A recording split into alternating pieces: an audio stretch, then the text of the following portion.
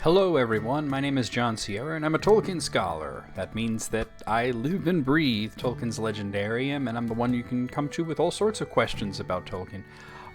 We have a lot of questions to get through. We have, I believe, 18 questions to get through this week. And of course I want to do a reading, and I'm going to do this a little bit differently.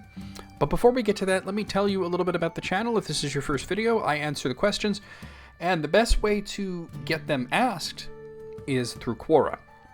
If you've never heard of Quora, it's a website where you can ask a question and have any number of people answer you. There are a lot of experts on there and all sorts of different things. There is a link to my Quora account in the description of this video, and it's very easy to make an account, and you probably already have one because you can be connected to Facebook and Gmail and such. So anyway, yeah. Ask me some questions. You can leave me comments as well, and I will respond to them, of course, as best I can. But if you want your questions featured in a video, the best way to do that is through Quora.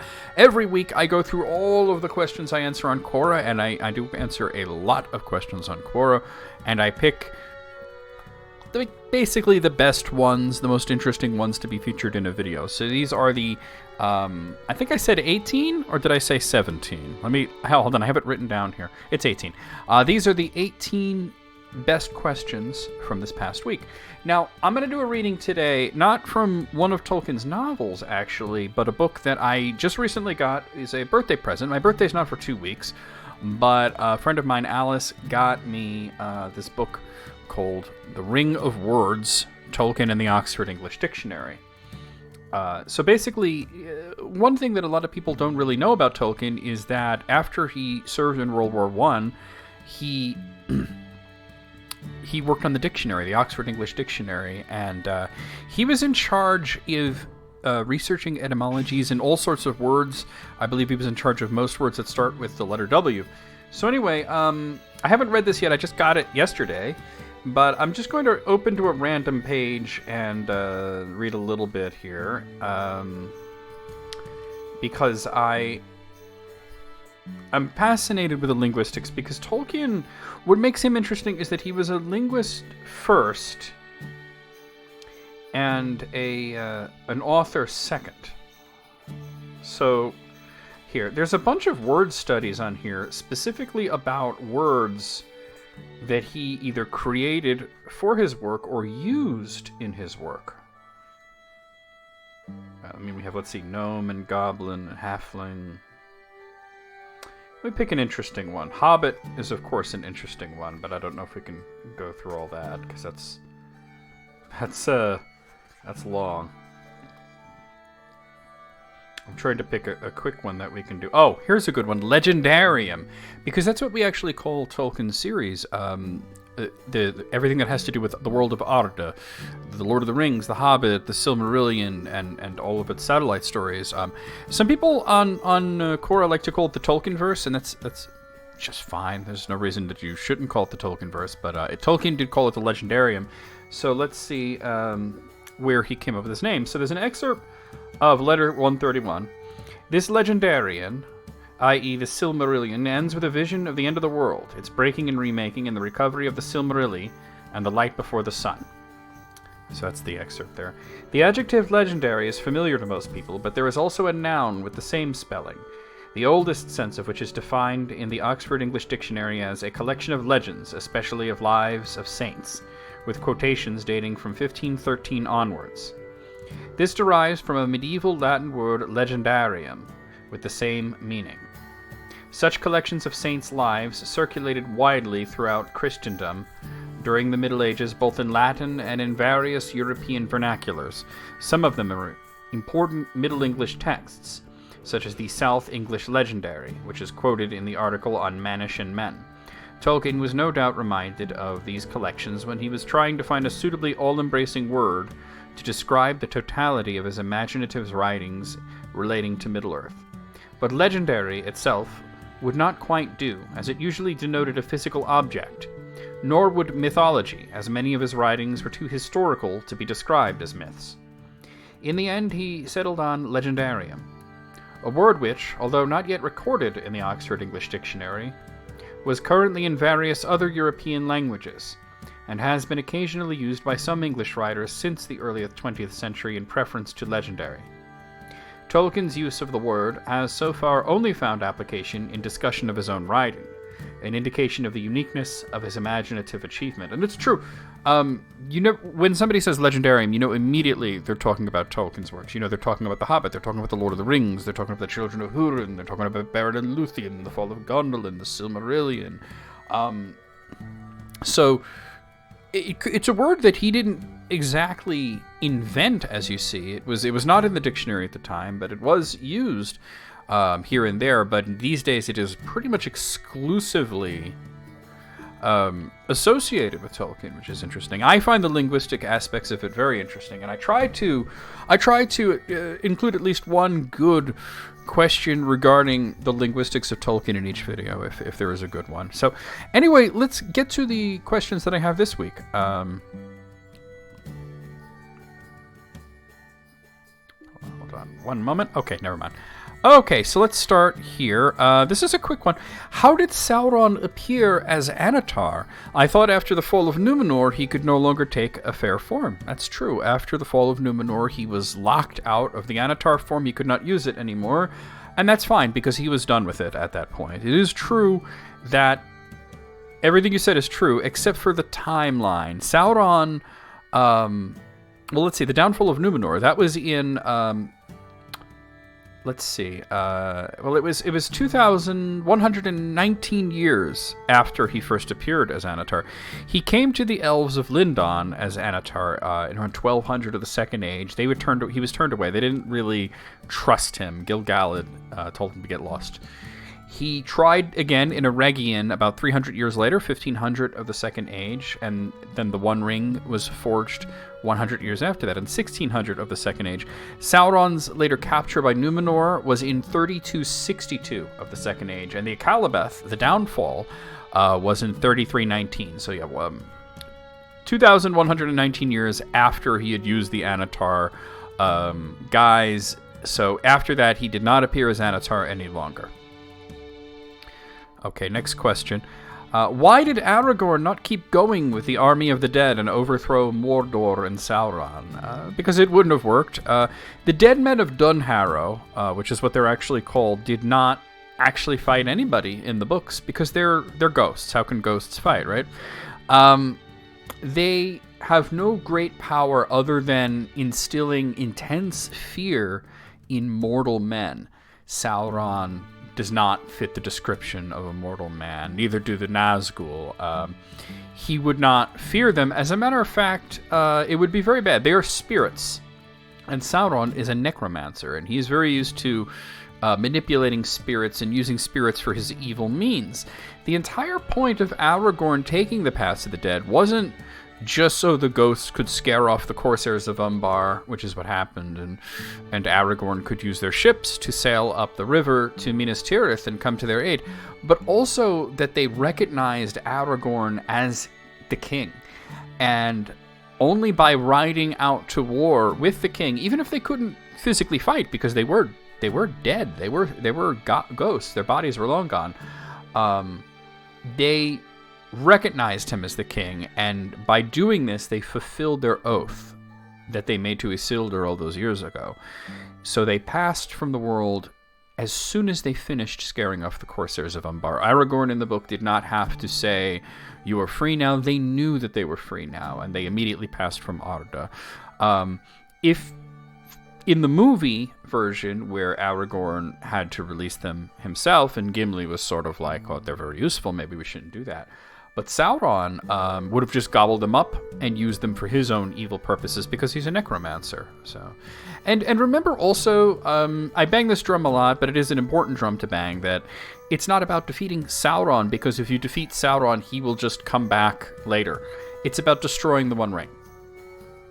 And the whole idea was to get his gaze off of Mordor so that he would be paying attention to Gondor, while Frodo and Sam and Gollum are working their way towards Orodruin to destroy the ring. If Aragorn was to actually invade Mordor, then he would be looking at Mordor, and he might notice them, so that would be very bad. Okay, next question. This one came in from Peter Ramirez, who asked, this one, I love this one. How did Smeagol get word to Sauron that he was imprisoned by the Wood Elves in Mirkwood, leading to the Dark Lord sending orcs to break Smeagol free. So I love this question, I really do, because this is the sort of question that you get asked, and the first thing you say is, that's a good question. And when you hear somebody say that, when they say, that's a good question, that's sort of a code that means, I don't know. That's a good question. I don't know. I have no idea. But let's talk about it. Let's theorize a bit. For the account of the escape of Gollum from Mirkwood, we have Legolas to go by. Legolas is the one that told the story, and he was very quick to assure everyone present at the Council of Elrond that it was not his fault. We know that the Mirkwood elves treated Gollum very well. They treated him very humanely as a prisoner, which tracks. They treated the dwarves in The Hobbit very humanely. Gloin sort of disagreed. Almost got into an argument with Legolas, but Gandalf was like, let him tell his story. But they were trying extra special hard with Gollum because they were trying to help him. They were trying to heal him. It was never going to work, but they felt that they should try at Gandalf's behest.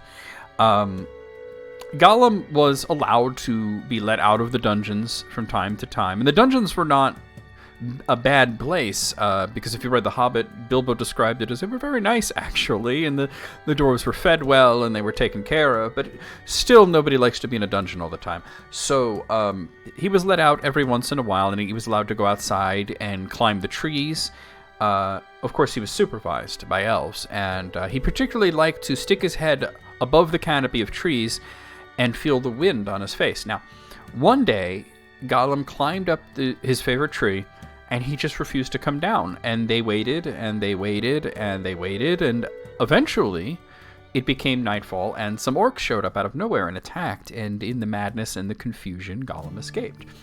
He went south.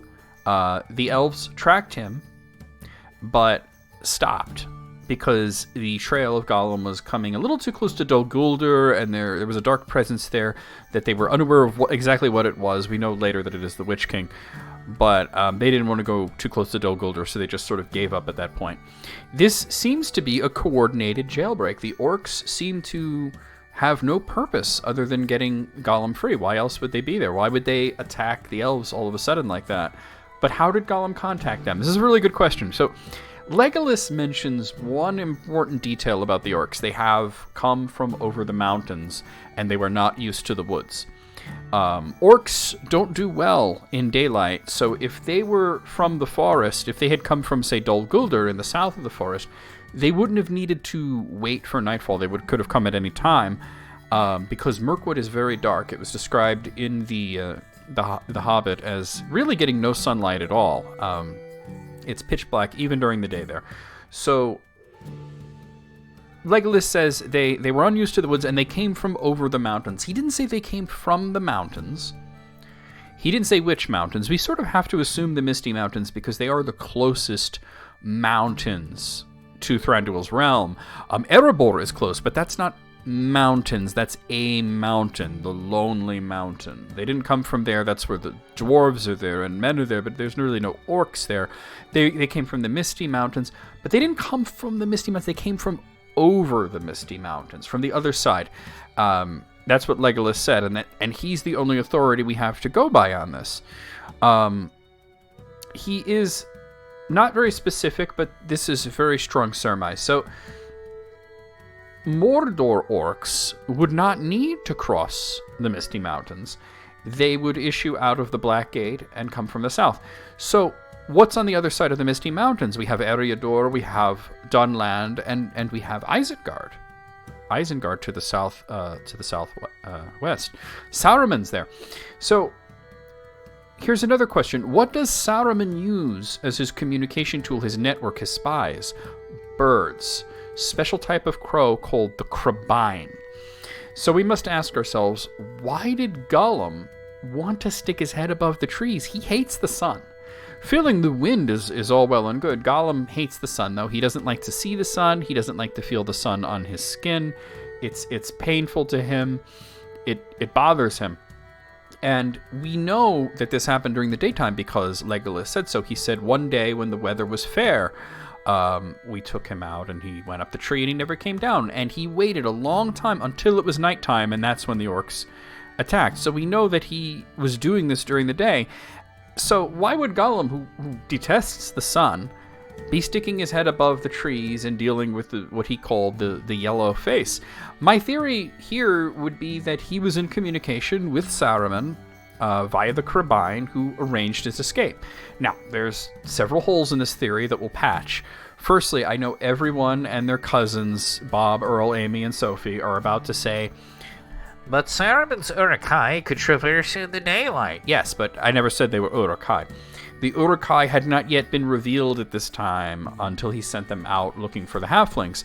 We also know that there were all sorts of agents of Saruman in Breeland, and they were called half-orcs. Basically, they were orcish men who may have been part of the breeding stock, the early essays in the craft of creating mannish orcs, which is what the Uruk-hai are.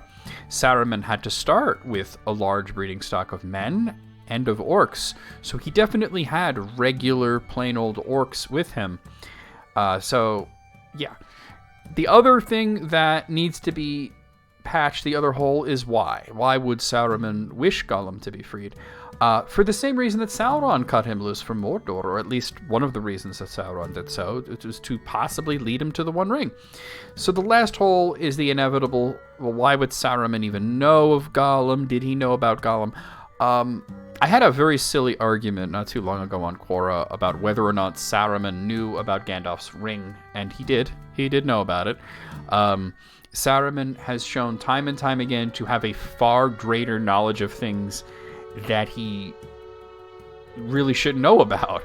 The Palantir of Orthanc was not a one-way communication device that specifically could call up Sauron, or even call up just the other Palantir, such as the one that Denethor had.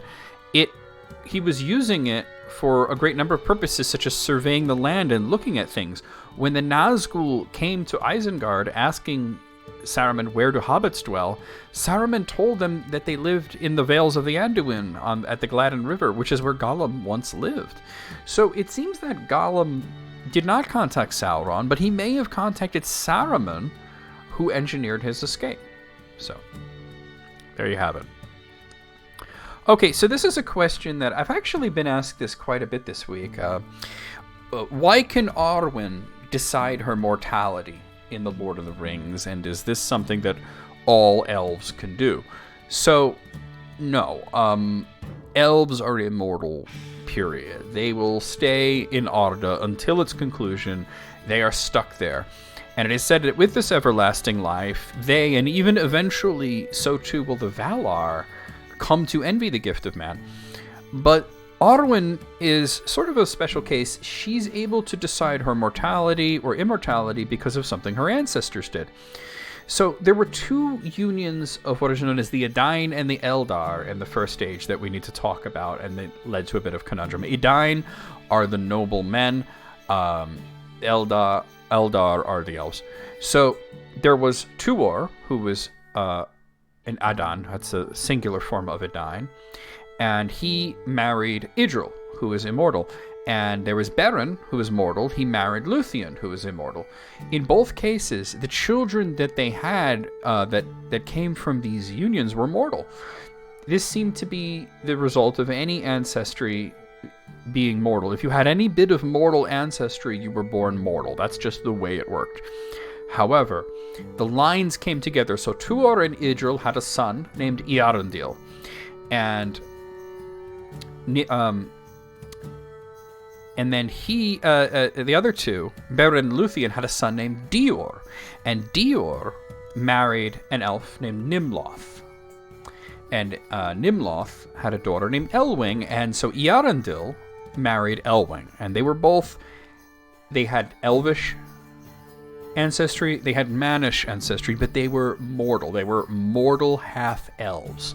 So what did they do that changed things? They sailed west. So Tuor before them had sailed west, and he was said to be granted immortality directly by Ilúvatar. Earendil and Elwing did not have this grace. They were not chosen by God. They just went. They defied the Valar, but they used a Silmaril to sort of punch through the veil of mist and confusion that shrouded Aemon and let them get to the Undying Lands. So when they arrived, Namo, who is also called Mandos, brought up the fact that Eärendil and Elwing were mortal and they were not supposed to be there. But Manwë, he was feeling pretty merciful, and he said that they both had Elvish ancestry and they had come for a noble purpose, to issue a prayer to the Valar that they would intervene in the wars against Morgoth. They were both given mercy, but there was a price. They could never again walk amongst men or elves in Middle-earth. Eärendil did visit Middle-earth during the War of Wrath, but he was in his flying ship, the Vingolot, and he did not walk amongst the children of Ilúvatar. Furthermore, they had to choose their doom. They had to decide whether they were going to be mortals who would pass from Arda upon death, or immortals that would be bound to Arda until its conclusion. And Elwing was just like, oh, immortal. Immortal, we'll do immortal. And Eärendil had the feeling that he wanted to be mortal, but because his wife was immortal, choosing immortality, he had to choose the same thing, really. He wanted to be with her. So they both chose to be immortal. So their children, which we have Elrond and Elros, they were also given this choice, and Elrond chose immortality, while Elros chose mortality, and Elros became the first king of Númenor. So Elros had a mortal wife, and because it was two mortals involved here, the choice was not visited upon everybody that came from him. So they became what Tolkien referred to as longevous, meaning they had very long lives. Elros lived to be 500, and everybody in his line, all the way down to Aragorn, had far greater lifespans than even the average Dunedain did. But Elrond children, because they had both Elvish and Mannish ancestry, and they had immortal parents, they also had this choice. So the way it worked was that they, Arwen, Elladan, and Elrohir were functionally immortal until they made their choice, and there was a deadline. They had to make the choice by the time Elrond chose to sail west. So once he sailed west, their choice was made. And we know that Arwen had already made her choice because she wished to be with Aragorn. She chose to be mortal. We don't know what Elladan and Elrohir chose. A lot of people like to say that because they didn't sail west with him at that time, that they must have chosen to be mortal.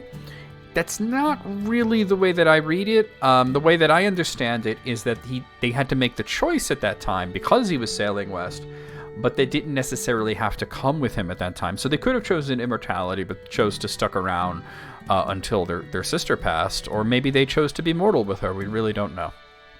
But it's because of what happened. It's not all elves. They can't all give up immortality, certainly not. And not even all half-elves that are born, immortal like that can have immortality. And a half-elf means anybody that's an elf that has any mortal ancestry, just the ones from Eärendil and Elwing. The princes of Dol Amroth, such as a character that's pretty prominent in The Return of the King, Prince Imrahil of Dol Amroth, he was said to be sort of a half-elf. He had some elvish ancestry in him. According to local legend, that one of his ancestors married a sylvan princess, and Legolas sort of saw it in his eyes immediately. He's like, this guy's got a little bit of elf in him, but he was not immortal, and he did not choose to be immortal. That choice was not given to them. It was only the children and grandchildren and such of the Eärendil and Elwing. Okay, next question. All right, this is the one from the thumbnail. What was Denethor's problem? Why was he so mean to Faramir? Why doesn't he like his son? Denethor didn't dislike his son. He didn't hate his son. He loved his son, just like Gandalf said. But he was hard on him. He was very hard on him, and there are a lot of theories as to why. It was clear from the text that Boromir was his favorite, and he was quite stern and very hard on Faramir, but he did love him. There are a lot of reasons that I can go over as to why he was like that. I'm going to give you just the top 3 reasons. So, number 1, Faramir was a lot like his father. He was said to be like his father in stature, in personality, in temperament. So Faramir is sort of like a clone of his father. So it may be possible that Boromir is more like his mother. And so Denethor is very tender to his son Boromir because he's the firstborn, of course, but also because he reminds him of his dear departed wife. He might be, it might be the case that Denethor's son is Faramir, Finduilis' son is Boromir. Finduilis is gone. She died from a disease quite a bit ago, so he's very tender to Boromir. The second thing I want to mention is that Faramir is more the bearing and stature of a Dunedain, a man of Númenor, than Boromir is. Gandalf made a comment that said that Faramir is like a full-blooded sea king, while Boromir had a lot of Middle-earth in him.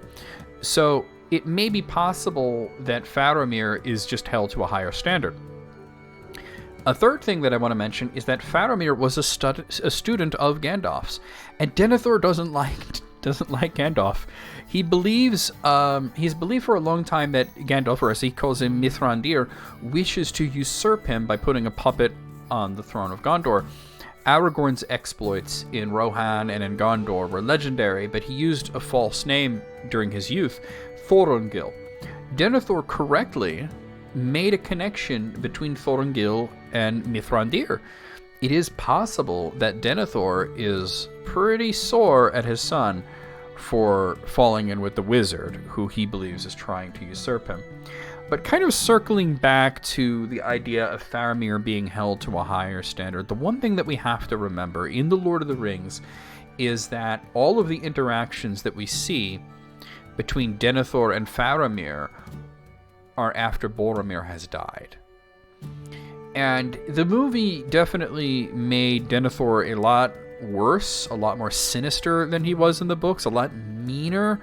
And I don't think it was a purposeful choice. I think that Peter Jackson may have misunderstood a part of the text where Faramir asks his father, "Do you wish that I had gone and not Boromir?" And Denethor says, "Yes, I do wish you would have gone instead of Boromir," because the vision that prompted Boromir to travel to Rivendell was originally given to Faramir, and he had the dream a few times, and he wasn't really paying attention to it as being important until it also came to Boromir. So now they're both having the same dream. This is significant. This is a message from the Valar. So then they go to their father, and of course Faramir, being the one to receive the vision first, and being the one to receive the vision multiple times, should have been the one to go, but Boromir insisted that he be the one to go. He wanted to go, and he was very stubborn, and he really couldn't change his mind about anything, which is something that Faramir reminds his father about. So the reason I bring this up is because I don't believe that Denethor is saying that he wishes Faramir had gone, and that way Faramir would be dead and Boromir would be alive, because that seems really cruel to say to your surviving son. I believe that what Denethor is saying is that Faramir would not have died. I believe that if Faramir had gone, he would not have had the same struggles and troubles that Boromir did, because he was more thoughtful. He was like his father, whereas Boromir is a bit of a meathead, So, like I said, there's a lot of other reasons I can get through, and I didn't want to spend too much time talking about this, but there you go. Okay, next question. Okay, so this is an interesting one. Why does Frodo change his mind about destroying the ring in The Return of the King when he was so adamant about doing so before? So, was he adamant, though? He was adamant about finishing his task. He wanted to get to Mount Doom. He said that he wanted to destroy the ring, but it's not so easy to do that. Could anybody really have just chucked the ring in there? Anybody could put themselves there in their head and say, "Oh, I would have just tossed it, screw that." No, absolutely not. The answer here is in the starting of the tale. Frodo first found out the truth about the magic ring that he inherited from Bilbo, and he stated he wanted it gone. And Gandalf tested that theory. I'm going to read you an excerpt from the Fellowship of the Ring. "But why not destroy it? As you say, should have been done long ago," cried Frodo again. "If you had warned me or even sent me a message, I would have done away with it. Would you? How would you do that? Have you tried?" "No. But I suppose one could hammer it or melt it." "Try," said Gandalf. "Try now." Frodo drew the ring out of his pocket again and looked at it. It now appeared plain and smooth, without mark or device that he could see. The gold looked very fair and pure, and Frodo thought how rich and beautiful was its color, how perfect was its roundness. It was an admirable thing, and altogether precious. When he took it out, he had intended to fling it from him into the very hottest part of the fire. But he found now that he could not do so, not without a great struggle. He weighed the ring in his hand, hesitating and forcing himself to remember all that Gandalf had told him, and then with an effort of will he made a movement as if to cast it away. But he found that he had put it back in his pocket.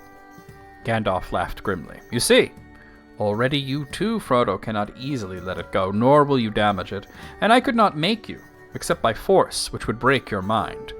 But as for breaking the ring, force is useless. Even if you took it and struck it with a heavy sledgehammer, it would make no dint in it. It cannot be unmade by your hands or by mine."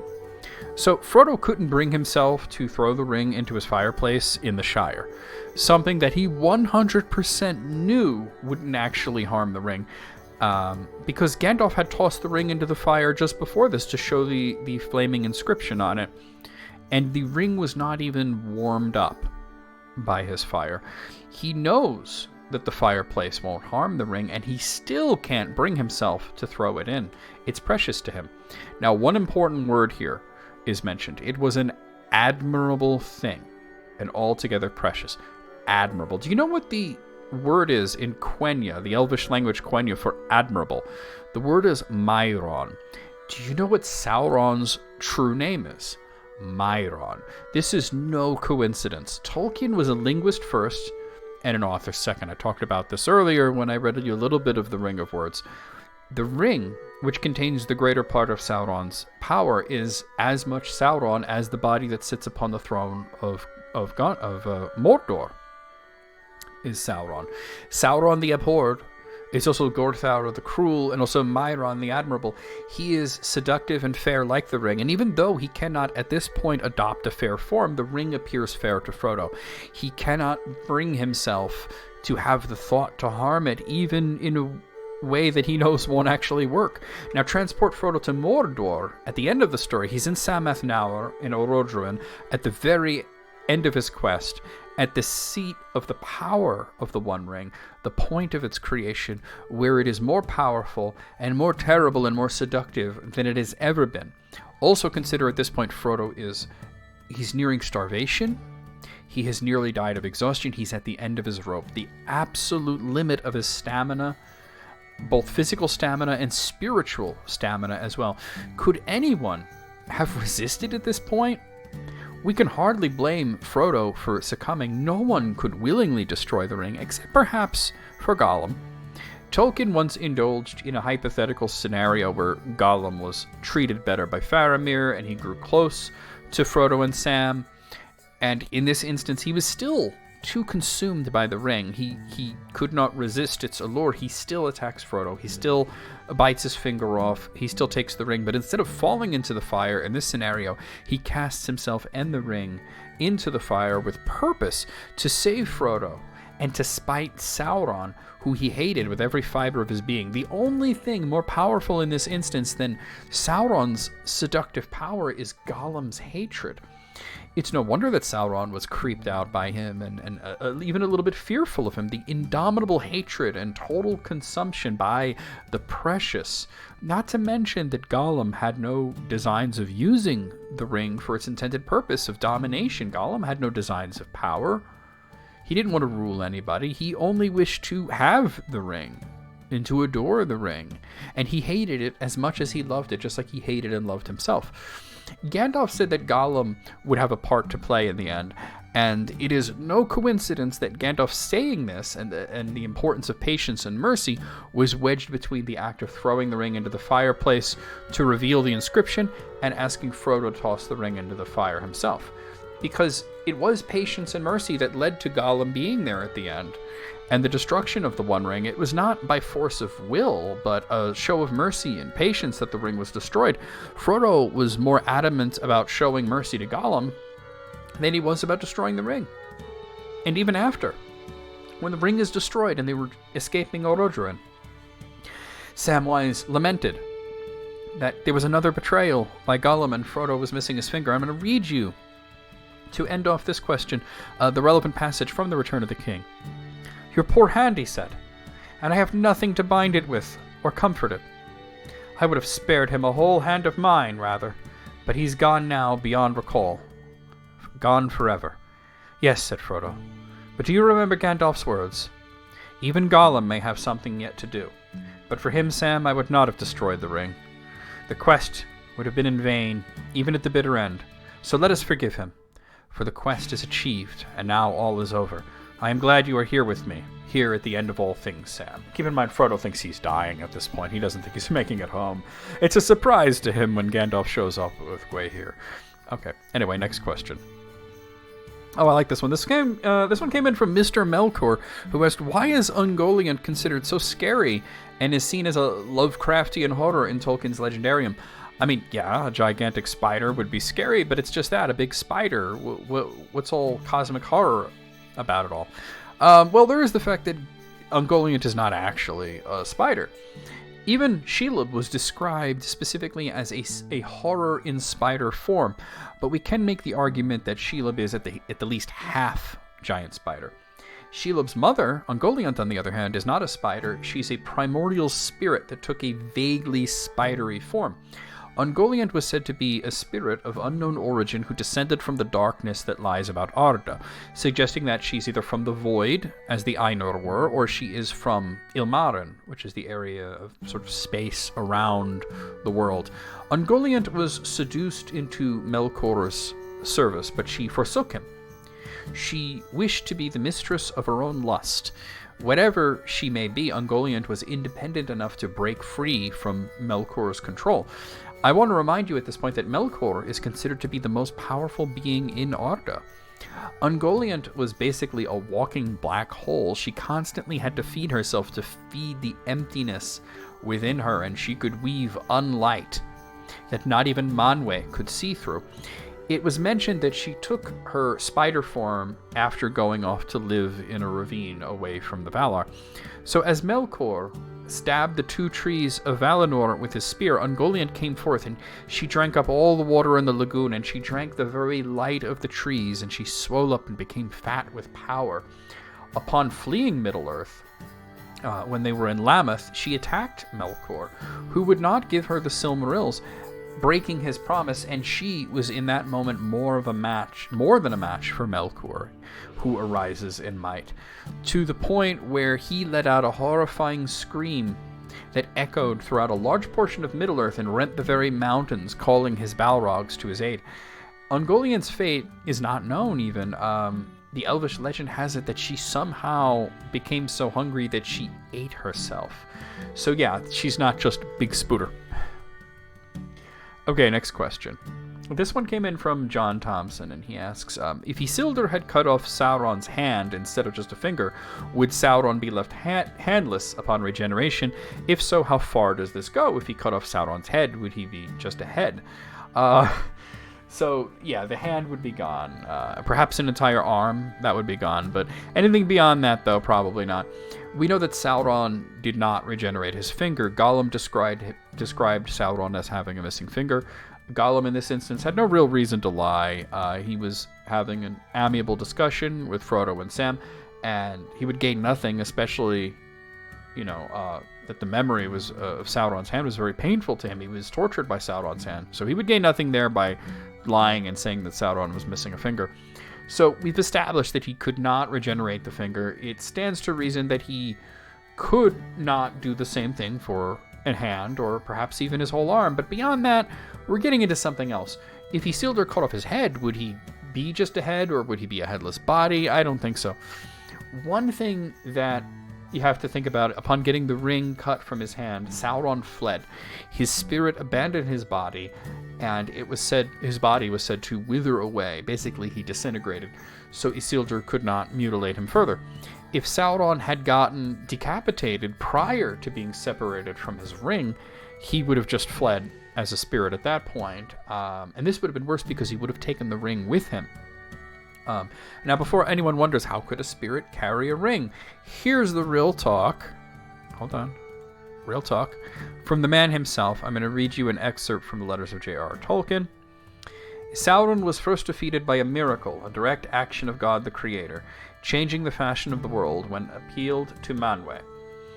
Though reduced to a spirit of hatred born on a dark wind, I do not think one need boggle at the spirit carrying off the One Ring, upon which his power of dominating minds now largely depended. That Sauron was not himself destroyed in the anger of the One is not my fault. The problem of evil and its apparent toleration is a permanent one for all who concern themselves with our world. The indestructibility of spirits with free wills, even by the creator of them, is also an inevitable feature, if one either believes in their existence or feigns it in a story. So he's saying, don't worry about it. Spirits can carry the ring. Don't worry about it.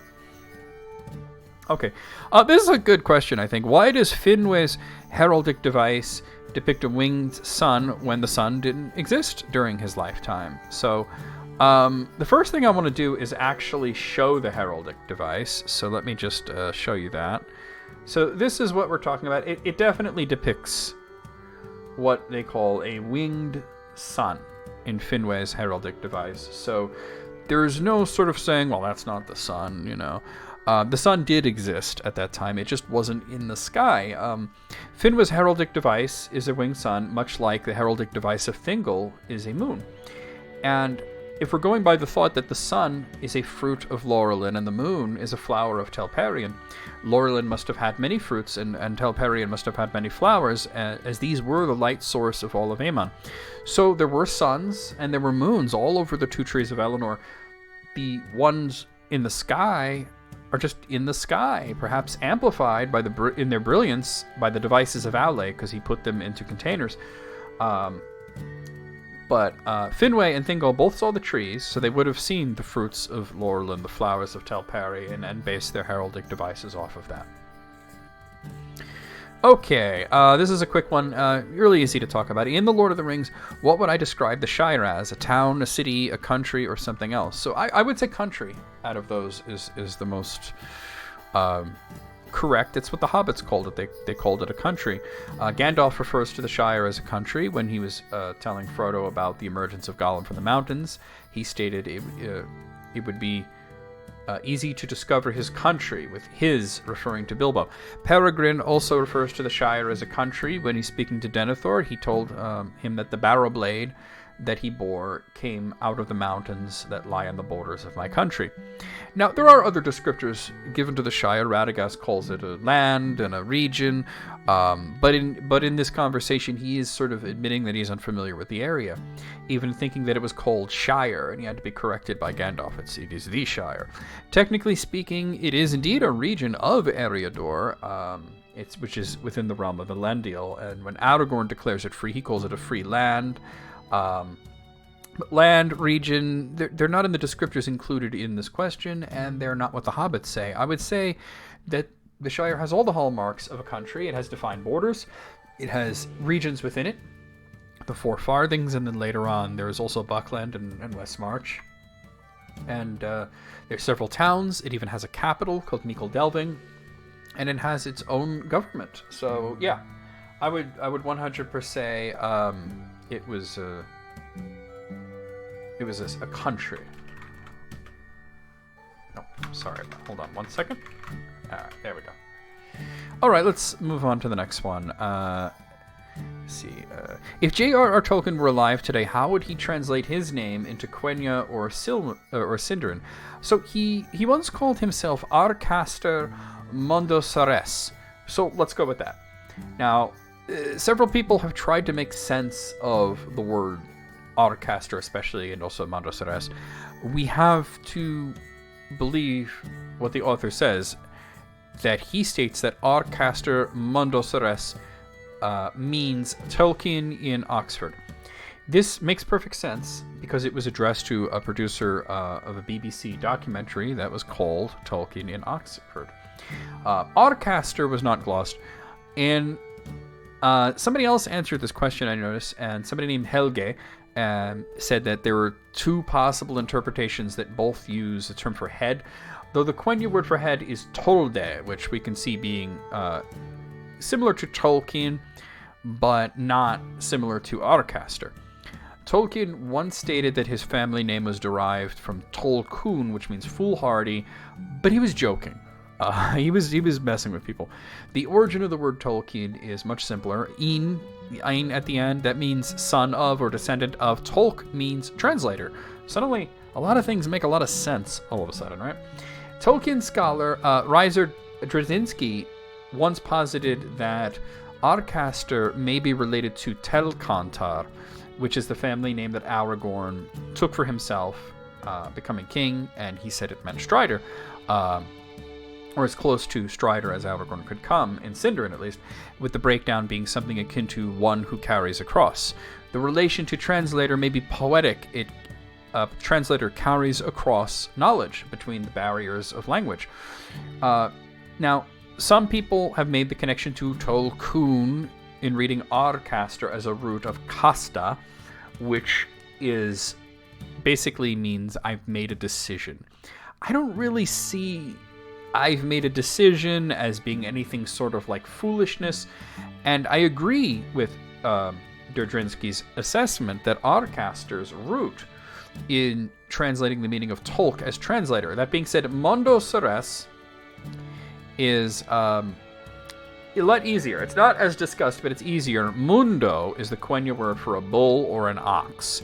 Sar is related to the root Thar, which means across. So, like across a ford. So, ox plus ford. Oxford. Mundo Thar. Mondosar.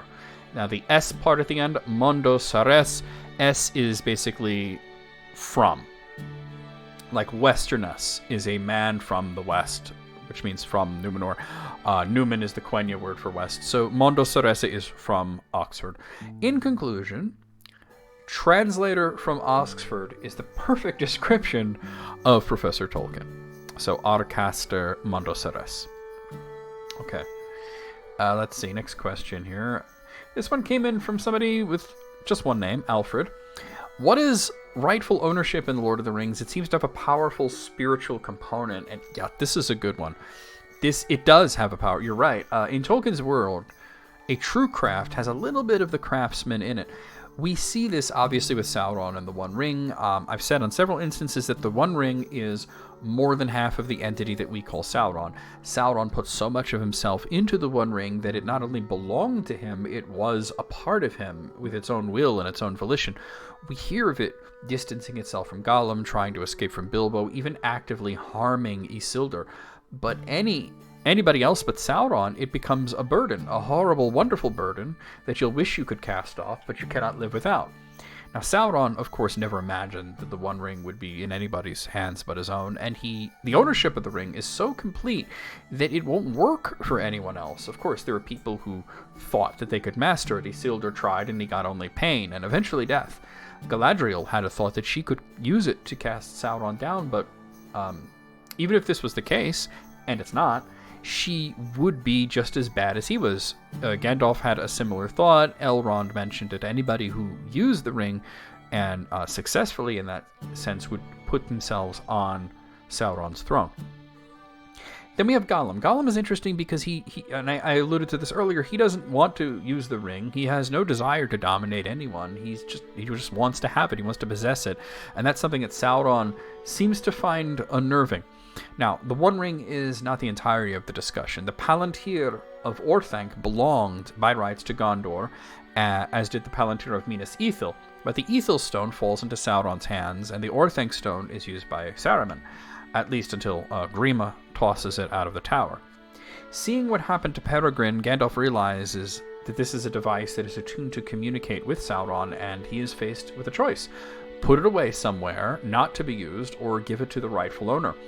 Aragorn, as the rightful owner of not just the Orthanc stone that he holds in his hands, but also the Ithil stone that Sauron holds, is able to enforce this ownership. He wrests control of the stone from Sauron.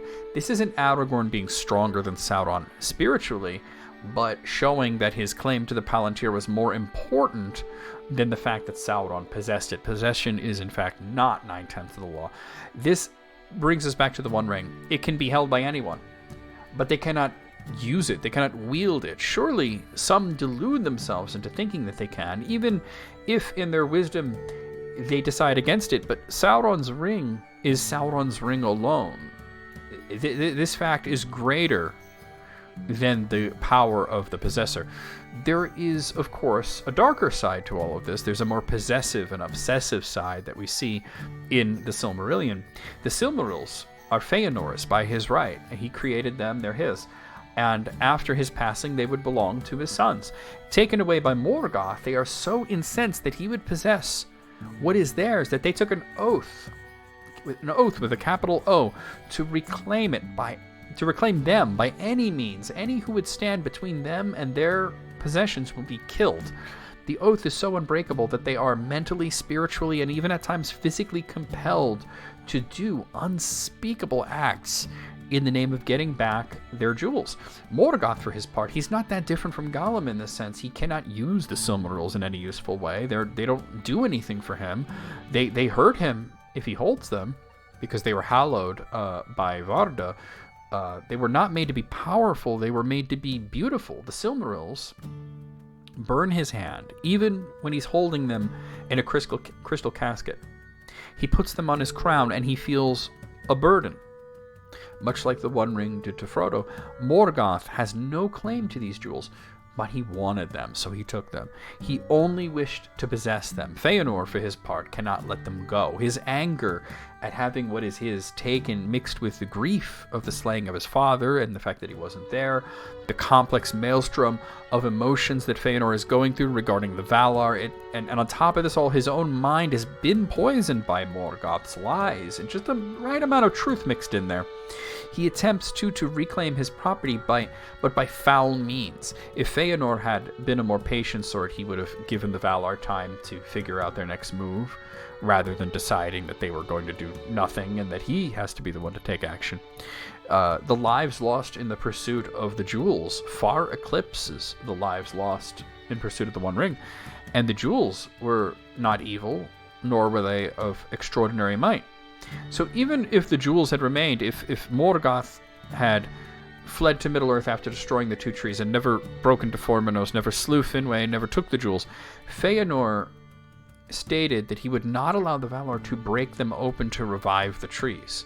Possession of his craft by himself was more important than the light of Valinor. Contrast this with his niece, Galadriel. She makes a phial of the same light, and she does something that Feanor would never even conceive of. She gives it away. She gives it to Frodo. And it not only saves Frodo and Sam against Sheila, but as was pointed out by my friend Elizabeth, revenged the destruction of the light of Valinor, because it was Shelob's mother that drank the light and withered the trees. So there is a dark underside to the spiritual significance of rightful ownership, and there's a lot to be said for letting go when something ought to be let go. Characters like Galadriel and Bilbo were able to do this. Bilbo needed assistance, of course, but others are possessive and obsessive. Gollums, Morgoths, Feanors of the world. Really good question, though. Okay, this is a quick one. Michael Brett asks, in The Lord of the Rings, what would happen if Frodo told Gandalf and Bilbo that he was not going to Bree, he was not going to help out with the One Ring at all, and he just wanted to remain in the Shire and refuse to leave or have any part in the events afterwards? He would have died. It would have resulted in a dead Frodo. He didn't leave because he was doing Gandalf a favor, or because he was doing Bilbo a favor, or because of anything. He left because he was in danger. Gandalf had just informed him that the magic ring that he inherited from Bilbo was not just this fun little ring that makes you turn invisible. It belonged to Sauron, and agents of Mordor were actively looking for it. And Sauron had become aware of things like the Shire and the name Baggins after interrogating Gollum. And he made it very clear that if captured, he would be tortured and eventually killed. So if Frodo was just like, nah, I'm just going to sit here in my house and eat second breakfast, he would have to do that understanding that he doesn't care that the Dark Lord is looking for him, and would not only kill him, but torment him for keeping the One Ring from him. It's like if you were told that there's a criminal empire after you. They want you dead, and they're sending hitmen to your house right now with the pliers and the blowtorches. And you're just like, no, I'm going to stay here and watch Stranger Things. You know, you die slowly. Okay, next question. In The Lord of the Rings, why does Frodo live with his uncle Bilbo, and what happened to his parents and siblings? So Bilbo is actually Frodo's cousin, first and second, depending on your reckoning. Once removed either way. Frodo is also an only child. He doesn't have any siblings. Frodo's backstory is actually quite tragic. His parents were Drogo and Primula. They died in a boating accident when he was only 2 years old. Hobbits are really bad swimmers, and they tend to stay away from water.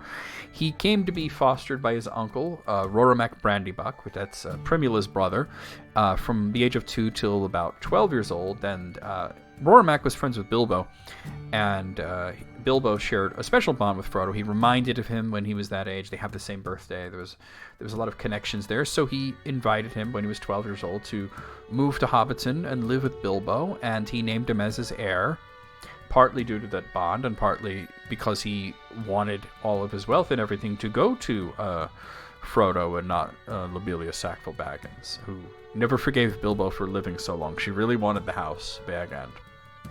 Okay. All right, now I have two questions that sort of go together here. I'm going to save them for last. So let me skip those for now.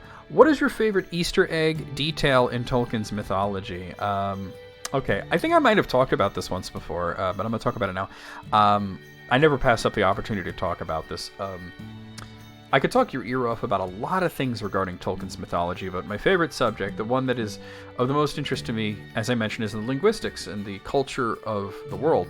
So here's a bit of linguistic, sort of a tick that I cannot personally view once I noticed it as anything other than a deliberate joke that Tolkien put into his work. During the War of the Ring at Pelennor Fields, the forces of Mordor use a battering ram called Grond to smash open the gates of Minas Tirith. Now, it's mentioned that aside from being very heavy and powerful, it was inscribed with spells of ruin, and that Grond was named after the Hammer of the Underworld. So in the Silmarillion, there is one mention of Grond.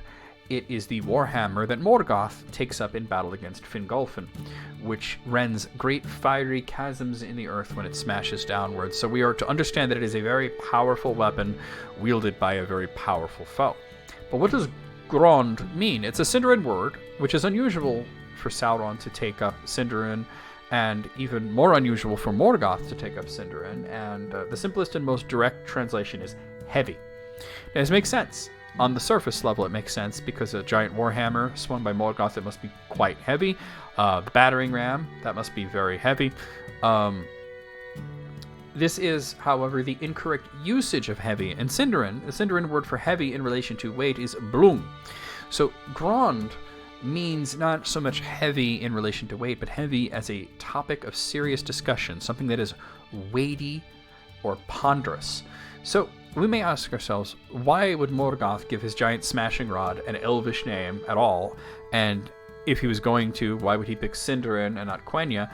And we can ask the same of Sauron. Why would he name his extreme door knocker a Sindarin word rather than something of his own constructed black speech of Mordor?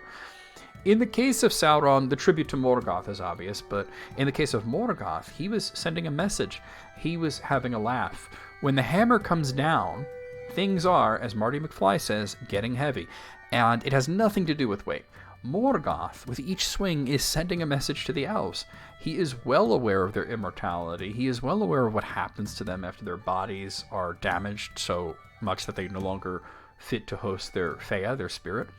He is sending them to Mandos, a messenger, not to the elves, but to his brothers and sisters. He means business. He's sending a message to the Valar. Grond is a tool to send a message to Valinor that Melkor reigns in Middle-earth. And it's a hammer. It's a debate club. There you go. Okay. Let's see. Who asked this one? That's anonymous. Okay. In the Hobbit movie, Elrond mentions they have been at peace for 400 years, and it was a hard-earned peace. Who did they defeat then if Sauron was supposedly vanquished? So the Hobbit movie's nonsense. But there's something to comment on here. Sauron had not been seen for a very long time at that point.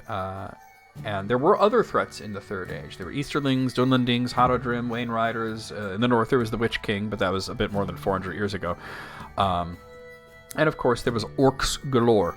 But this was not just Peter Jackson making Elrond say nonsense in a movie that was filled with nonsense, but it correlates to a very specific event that's very near and dear to Elrond. The Hobbit took place in 2941 of the Third Age.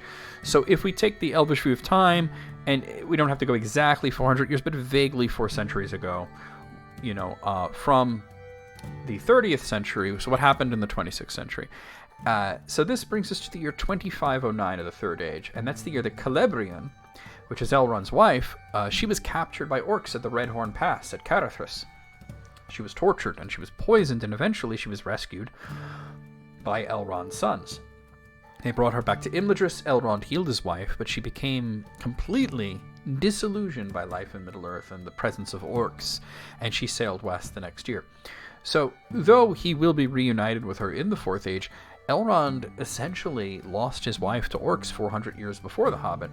It sounds like in the movie he was talking about a specific war, but to make sense of it in the context of the books, this is the most likely thing that he would have been referring to. Of course, much of Celebrian's backstory was sort of co-opted and given to Thranduil's wife, who was never mentioned in any of Tolkien's books, not even given a name.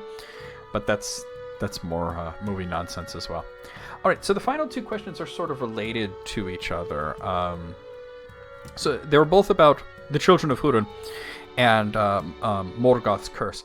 So here's the first one. Did Morgoth truly curse Húrin's family, or did he merely foretell their fates because of his vision of Ea unformed?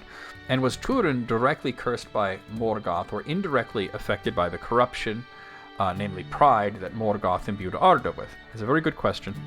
And I think either interpretation there is valid. Morgoth claimed to lay a curse on Húrin's family, and he had him sit in a chair on the slopes of Thangorodrim for nearly 3 decades, watching it play out as his family tore itself apart. Húrin had to witness his family tear itself apart and then come together in the worst possible way, his children marrying each other, both not knowing the other, and then die tragically. But was the fate of Turin Turambar something that Morgoth made happen, or something that he knew would happen and could take credit for, or maybe a little bit of both? So I think the answer is a little bit of both. But let me tell you why both interpretations are valid. It's not hard to believe that Morgoth could lay a curse on someone. His power was vast and was imbued into the very world itself, as you mentioned. This is why Arda is called Morgoth's Ring, as he put his power into something the same way that Sauron later did, but his ring was the whole planet. The taint of Morgoth was woven into the very fabric of creation from his discordant themes during the Ainulindale, but so also he put more of his power into Middle-earth in particular. His control over the land and his magical abilities are nothing short of awesome. But of course, if he has the power to personally curse someone in a way that their family will tear itself apart, why isn't he doing it all the time? He doesn't do it to Mathros, his captive, though you might argue that Mathros was already cursed, or any number of elves or men that he came across. In looking at the dialogue between Húrin and Morgoth, and I'll get into that specifically in the next question, we also see Morgoth is trying to prove a point. He's supreme. Húrin does 2 things guaranteed to make Morgoth angry. He tells him that Manwë is supreme over him, and that he calls him Morgoth to his face. So in this case, Morgoth may have foreseen the tragic events that would unfold and wants to not only make Húrin suffer by having to watch them from the best seat in Beleriand, but also make Húrin believe that he is wrong, that Melkor is supreme and he can do such a thing. So I do think the truth, though, is somewhat in between these 2 ideas. Surely not everything that happened to Húrin's children was caused specifically by Morgoth. A lot of it was caused by Turin himself. His arrogance, his impatience. There is also the aspect of the self-fulfilling prophecy. Turin believes he is cursed, and he acts accordingly and thereby fosters the curse. This may be the reason that it was believed that Finduilis could, not to be confused with the later Finduilis, who was Denethor's wife, the elf Finduilis, could help him, Turin, break free of Morgoth's curse if he had accepted her love and not believed the lies of Glaurung. More on that in a second. He could have been saved, and his sister too. Of course, Morgoth isn't just watching himself, he's also an active participant in Turin's misery. His agent Glaurung, who sees with his eyes and speaks with his voice, does lay a curse on Nienor, making her lose her memory, and the next time she sees Turin, she's unaware that he is her brother, and for his part, he still thinks of his sister as a little girl. He's not making a connection between his sister and this grown woman who's naked in the forest. Glaurung is Morgoth's will given force. He has declared that the children of Húrin are going to be miserable. He has foreseen some of what will pass, but he can still actively cause more issues. Now, I remember hearing a story about, and somebody in the comments actually identified the story for me. It was The Alchemist by H.P. Lovecraft, where a wizard put a curse on a family that they would all die when they were around like 36 years old, and it was happening. And it was all about trying to break the curse. And it turns out that the wizard was just breaking into their houses and killing them on their 36th birthday. So sometimes you have to make your curse work. So the other question about this is, why did Morgoth care so much about hurting Húrin? And so I don't know if you've noticed, but Morgoth's a jerk. Morgoth isn't like Sauron, who has a plan and an endgame and kind of sees himself as the good guy. Morgoth wants to watch the world burn. He wants to bring down all of creation and remake it in his own image. Morgoth wants to be God.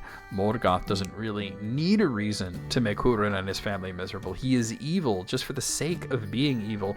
He is the inventor of the entire concept of evil in Tolkien's world. However, in this case, Húrin really did piss him off, and it wasn't just refusing to give up the location of Gondolin. Surely Morgoth could have turned the screws and tortured Húrin until either he gave him what he wanted or died. He could have turned Húrin over to Sauron and not even bothered with it himself. But it was personal because of something that Húrin said to him. So I'm going to read you the passage from the Children of Húrin here. "You say it," said Morgoth. "I am the Elder King, Melkor, first and mightiest of all the Valar, who was before the world and made it. The shadow of my purpose lies upon Arda, and all that is in it bends slowly and surely to my will. But upon all whom you love my thought shall weigh as a cloud of doom, and it shall bring them down into darkness and despair. Wherever they go, evil shall arise. Wherever they speak, their words shall bring ill counsel. Whatsoever they do shall turn against them. They shall die without hope, cursing both life and death." But Húrin answered, "Do you forget to whom you speak? Such things you spoke long ago to our fathers, and we escaped from your shadow. And now we have knowledge of you. For we have looked in the faces that have seen the light, and heard the voices that have spoken with Manwë. Before Arda you were, and others also, but you did not make it. Neither are you the most mighty, for you have spent your strength upon yourself and wasted in your own emptiness. No more are you now than an escaped thrall of the Valar, and their chain still awaits you. You have learned the lessons of your masters by rote," said Morgoth, "but such childish lore will not help you. Now they are all fled away." "This last then I will say to you, thrall Morgoth," said Húrin, "and it comes not from the lore of the Eldar, but it is put into my heart in this hour. You are not the lord of men, and shall not be. Though all Arda and Menel fall in your dominion, beyond the circles of the world you shall not pursue those who refuse you."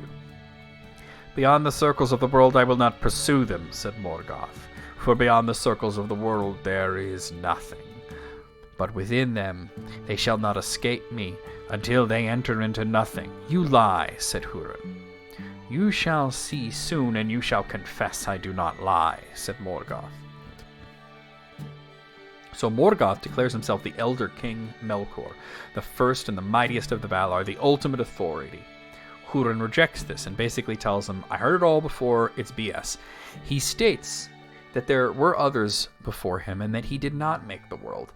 Melkor is presenting himself as not just the Elder King, which is Manwë's rightful title, but as the One, Iluvatar.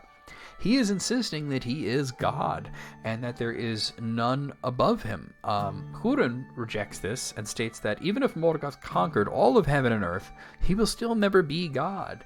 And there are others beyond the circles of the world. Morgoth states that there is nothing beyond Arda. There is no God but him.